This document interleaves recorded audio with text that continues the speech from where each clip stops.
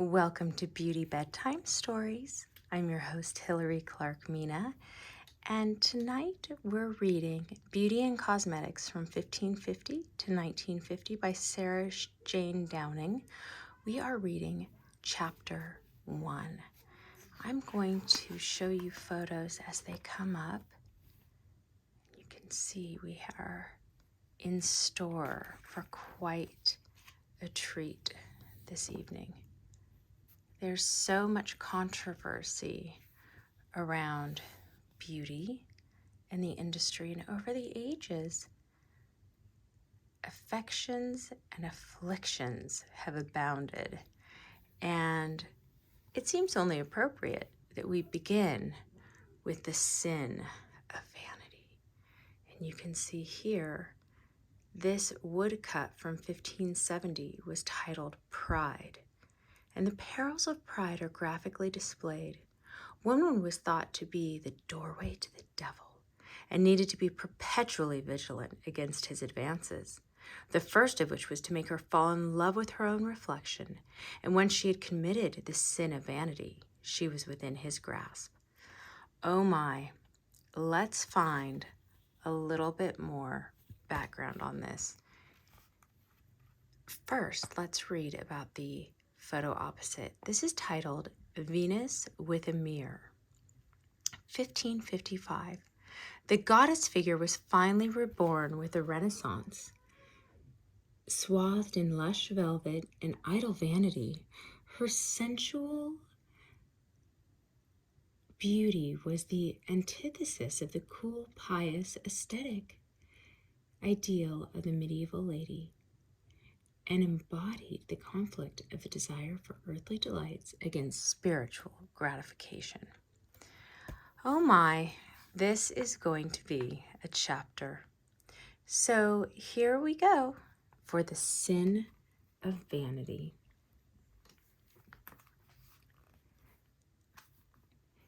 Exhibiting enormous power or inspiring incredible devotion, throughout history, beauty has been women's chief asset. For those naturally blessed, their beauty could ensure a good marriage, offer social mobility, fame, or adventure. For those less fortunate, life could be very cruel. Without such obvious gifts, it was necessary to use cosmetics to invent them. And over the centuries, women have applied themselves wholeheartedly to achieve the beautiful ideal, risking their lives using poisonous chemicals, their reputations and their fortunes at the risk of blackmail, and even the wrath of God. Pre-Christian pagan cultures had seen women as the embodiment of the goddess, their beauty a gift from Mother Earth, to be enhanced and celebrated through ritual adornment. Keen to break with the pagan past, the early Christians set themselves against the use of cosmetics and adornment as part of the repudiation of idolatry, and even cleanliness, which was associated with the Roman worship of water spirits. Like the early Christian writer Tertullian, who damned women as the doorway to the devil, they looked upon women with suspicion, especially when it came to their beauty, which they should not draw attention to for fear of inciting, oh, we lost part of Our Lady. Oh my goodness. Oh, how sad. Well, speaking of Venus, oh my, well, bear with me. We're just gonna keep on going. Okay, where were we? Oh my. They looked upon women with suspicion, especially when it came to their beauty, which they should not draw attention to for fear of inciting lustfulness or falling into the sinful state of vanity. Instead, trying to improve their looks, Tertullian wrote in his De Cultu Feminarium that women should do no more than have their eyes painted with chastity, with the word of God inserted in their ears, Christ's yoke toe tied to their hair, and subject themselves to their husbands. The ban on cosmetics was almost complete, save for a few aromatic lotions and ointments based on Druidic herbal lore, but these were considered dangerously akin to witchcraft. as the Druids endowed the plants with magical as well as healing properties. The hair was the only possible expression of beauty, and male courtiers of the court of King Canute were reported to have waist-length hair, which they groomed every day. Maybe because the men were so proud of their hair, the women became even prouder, emphasizing their femininity by growing their hair extremely long to create fantastic braids that reached their knees and were as thick as a man's waist. This glorious cloak of femininity was never so adeptly utilized as when the Lady Godiva made the first naked protest clothed only in her hair in 1057. Oh, bravo, Lady Godiva. Isn't she fabulous? Let's look at this photo. So this is right. So this is Edmund Blair Leighton in 1892. In the mid-11th century, the hair was the only acceptable expression of beauty. But even that possibility was curtailed at the time of the Norman conquest, concealed by the coifs and headdresses the Normans made fashionable. See, it just all came down to politics, really. And in this case, religion was being used as politics. So I don't feel like it's fair to blame religion for these issues with beauty. And it's very interesting that we see this insurgence again as the tide changed with the Victorian era, because Queen Victoria was of the thought that makeup and beauty was also marring what God gave you, and it was looked down upon. It was for streetwalkers and prostitutes and actresses on the stage. But hair and skincare was abundant, and there was just as much vanity put into hair and their clothing, which was adorned with jewels and shimmering objects and the jewelry that they wore. I mean, it just really, truly, they sacrificed makeup for really no good reason because they were just as vain about their hair and their dress. So I digress. We can continue moving on here. It was only with the introduction of the code of chivalry, derived from the Saracen tradition of chivalry encountered during the Crusades in 1140, that attitudes to women changed radically. English knights developed elaborate codes of conduct to demonstrate their feelings. Although the core belief remained about not touching women because they were inherently sinful, the knights delighted in writing songs and poetry for them, extolling their beauty. Typical. Just as their praise was ritualized, the notion of beauty was idealized and standardized to a type. And to conform, women had to strip away their individuality rather than add to it. The dominance and expressiveness of the eyebrows was completely removed as they were plucked away to nothing, leaving the face delicate, vulnerable, and pious. The desire for a high, elegant forehead prompted ruthless tweezing to take the hairline up as far as the top of the head and away from the neck, and borders of the face, creating the elongated oval ideal. The overall effect was heightened by a stiff white headdress next to a complexion as pale and dewy as a lily, with a hint of rose barely discernible in the cheeks and lips. Let's take a closer look here. I mean, she still has her eyebrows, but yes, this says, so this was done, Portrait of a Lady in Yellow, 1465. And although she still has slim eyebrows, her hairline has been plucked back to a point that would terrify most middle-aged men. No kidding. Unbelievable. But the removing of the eyebrows, I think that has so much to do with the removing of expression and women's opportunity to have an opinion or speak or do anything. It's quite alarming. Anyway, here we go. Cosmetics were available, but opinion was against their use. In his translation of the Romaunt of the Rose, Geoffrey Chaucer describes beauty in great detail. Her yellow hair, clear gray eyes, her lily white brow and little pink mouth. But he's also careful to note beauté as using no paint. That's spelled P-E-Y-N-T-E, Old English.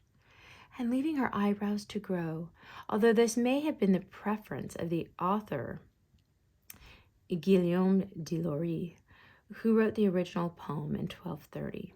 Chaucer offers a contradictory opinion in the 1380s in Troilus and Cressida, when he writes of the heroine, "Fine plucked were her two brows, and like a bow, bended they were as black as any sloe." Interesting. 14th century ladies wanted to be beautiful as well as fashionable, and though cosmetics would extend little beyond sour milk to cleanse the skin and a powder of ground wheat, blanchette to blanch the face, considerable time and care would have been taken to pluck the eyebrows and hairline. So much so that in the Book of the Knight of La Tour Landry, 1371, Geoffrey de La Tour Landry offers a moral tale about a lady who was late at church because she took too long to get ready. He says, "As she looked in a mirror, instead of the mirror, the devil turned to her his ars. The wish was so foul and horrible that for fear she was sick long." This is Old English, so basically the devil looked back at her and made her sick. Oh my. If that failed to put her off spending too many hours counterfeiting and painting, he was most emphatic and rather gleeful about the fate awaiting vain women in hell. He says, "An angel showed him the pain and torment that she was made to suffer as a devil held her by the tresses of the hair of her head, like a lion holds his prey." When asked why the devil tortured her, the angel replied that because when she was alive, to make herself the fairer of the plessinge of the world, she had plucked from her brows and forehead to have away the hair. So every day, in every hole that her hair hath been plucked out, the devil thrusteth a needle into the brain. Well, that is horrifying. As she had also used makeup, there was another devil who inflamed her face with burning peach, oil, tar, grease, and boiling lead. Even though beauty could be regarded as a gift from God, it was still considered wrong for women to enjoy or even acknowledge her own beauty, as the devil would tempt her to be vain, and she in turn would tempt men to desire her. Any cosmetic embellishment was also thought to be a sin, as a desire to change what God had given implies criticism and ingratitude. Oh my, candle's got quite a lot going on here. And ingratitude. Oh boy. Especially it was thought that God had used ugliness and deformity to mark out the awful people who needed punishment. The fear was that on the day of reckoning, God would not recognize the made-up woman as his own, and she would be sent to hell. Ugh. See, nothing in this is biblical. It's just all so made up. In the medieval era, we find the origin of the double standard that still besets our own. Although the pious, plain, obedient medieval good wife is lauded, it is the mysterious beauty of the lily and the rose, the delicate blonde, the blue-eyed ideal, personified by Botticelli's Venus, that went on to become a delicate fairy tale archetype that inspired poets and troubadours alike. I tell you, so let's take a look at these photos. Isn't that quite something? Of course, the Virgin and Anna, just unbelievable. And then here, of course, we have the famous photo. Well, let's read on. My goodness. I guess the timing is right for us to see the end of this candle. Okay, here we go. Beauty took on a new significance with Renaissance thinking, becoming valuable for its own sake.